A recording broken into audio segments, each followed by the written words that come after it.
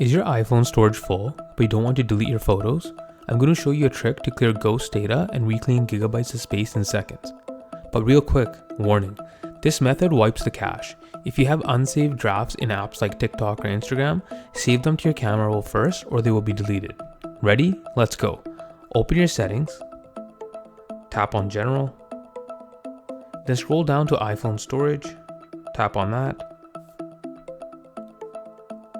This is where the magic happens. You'll see a list of apps eating up your space. As you can see, Photos, WhatsApp, YouTube, Google Photos. Let's look at YouTube here. It's taking up 5.85 gigabytes. Let's tap on it. We're going to nuke that wasted space. Tap the app and then hit offload app.